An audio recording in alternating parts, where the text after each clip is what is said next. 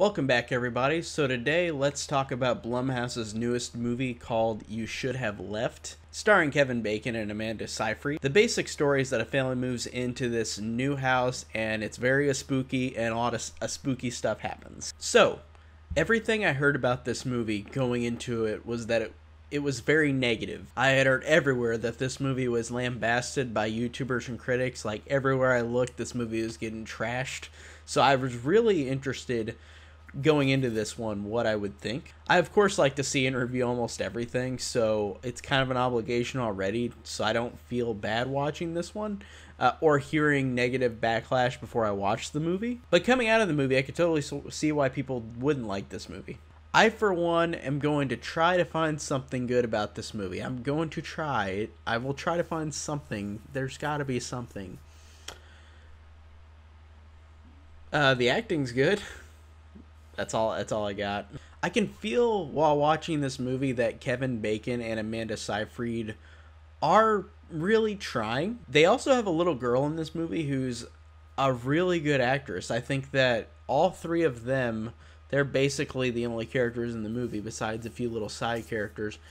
They're basically all there is in the movie for characters. And I think that the acting in this movie is pretty good. I really do think that all three of these actors, this family, does a really good job. They try to make most of what there is for this movie. Like, they try to make the most of it, but it's one of those movies where the acting is really not going to save the movie per se. It's just one of those movies where everything else around it is just like so much stronger in like feeling towards than the acting. I gotta say though, this is also produced by Kevin Bacon. I thought that was interesting because Kevin Bacon in this movie, like I said, does a really good job. I think that he's not sleepwalking through this, and neither is Amanda Seyfried. And that little girl is a really great actress in this movie. So I really like that these characters really do bring something to the movie in little small doses whenever I'm not watching the rest of the movie. So that's where my positives end. Let's talk about my negatives. This movie is what you call a conveyor belt movie. It is a movie where you have seen this billions of times, this supernatural horror movie, haunted house movie, and you've seen it dozens of times, but it's a movie that has nothing that makes it stand out from the billion movies you have seen before of this kind of movie, which is pretty unfortunate because, again, I like the acting, but I think that the movie just suffers so much from the overabundance of jump scares. It suffers so much of being confusing, not making any sense, not explaining anything. It honestly robs the movie of its existence. Like, I feel like this movie, if they just had one more thing that made this movie good besides the acting, then they could have made this movie a little more memorable.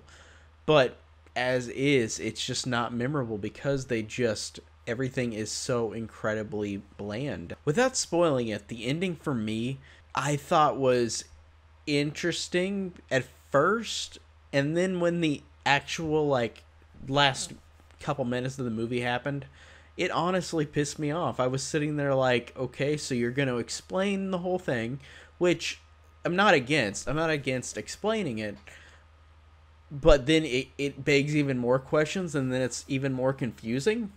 That's what we got. We got that. There's nothing that made the ending to me. There's no, like, it felt like they had a movie where they're like, we're gonna make this typical haunted house movie, but then the last minute of the movie is just revealing it, but then making it even more confusing and annoying and stupid. And I'm just sitting there like, really, that's where you're gonna go? Like, the rest of the movie wasn't good, but at least it was, to me, like, I was at least not annoyed. The ending annoyed me so much in this. It just double contradicts itself with the explanation, and it really pissed me off, honestly. Again, it tries to make it look smart, but then it makes it even more stupid in the same way. That's really the thing that stuck out to me, is that this movie, just, if you didn't have the last couple minutes, I would have been like, okay, it's very forgettable movie. But then you got the last couple minutes where I'm like, wow, thanks for ruining it even more. It would have just been a bland, generic horror movie, but then you had to go and make it even worse. Thanks. Also, there's a twist in this, without spoiling it, where it is telegraphed, where I knew the second you see this thing in the movie at the beginning of the movie, and then you see it at the end of the movie, and you see the reveal of what happened with this thing in the movie, it is the most obvious thing, and it's so astounding that they thought that this would be a twist. I sat there looking at the movie like, are you kidding me? That's not a twist, because you could tell. Again, I don't want to spoil it for anybody who wants to watch this movie. And you have the right to go see it if you want to. You might like it more than I did. But for me, that twist was so dumb. It did not, it made me so mad. I was like, seriously, that's where you're going to go? It's so incredibly obvious. The movie just acts so much like it's so much smarter than you, and it's like the dumbest movie like twist, really. It's interesting because it's a Blumhouse movie that was gonna go to theaters, and of course, with what's going on, they just put it on digital for $20. So I spent $20. I don't feel angry for spending $20 because I haven't spent money on a movie in a while. Like, I understand in this time right now, we need to help the movie industry, whether it's good or bad movies, quote unquote.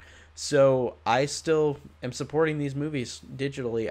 I want to see them in the theater. I do, but we have to uphold what's going on in the highest regard, so we got to wait.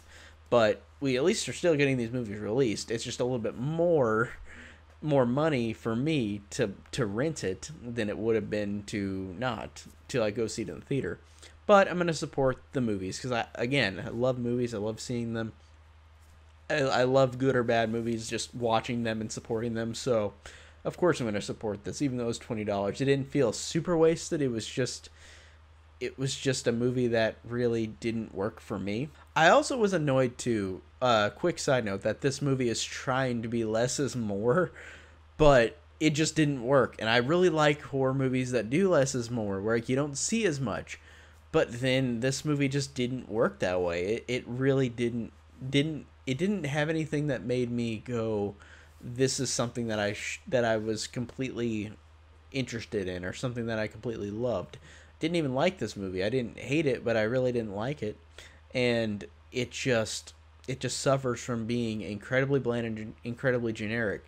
And Blumhouse, whether they do good or bad movies, and they do some good, great movies sometimes, and some pretty bad movies sometimes. This one doesn't fall in the worst category for me, like in terms of watchability. Like this one, I don't think I'll ever watch this again, but I didn't hate the experience of it. Besides the ending just kind of pissed me off, but I didn't hate the movie. It's with Blumhouse, it's usually movies more on entertainment value than like good movie, quote unquote, because they've got a couple really good movies, but then they've got movies that are like dumb fun. But this one just fell into that category of pretty boring and pretty forgettable. Good performances, but that is all. There is nothing really of value here that I gained while watching this movie. But it wasn't an insufferable experience. It was just a really forgettable experience. Like, I watched this movie, I'm gonna forget it. That's it. Alright guys, that is my review on You Should Have Left. And tell me down below what you guys think of the movie. Also check out all my stuff down below. I've got my Instagram down there. I post on Instagram like all the time. Movie collection, video game collection. And that's something that I really want to plug because I really love Instagram. And I never thought I would like Instagram. That's something that I was genuinely surprised that I like, because it's just fun posting movie artworks for my movies and video games. So I've got that as well. I've got a Patreon down below. All these different things. Check out my links. Tell me what you think about the movie. And thank you guys for watching.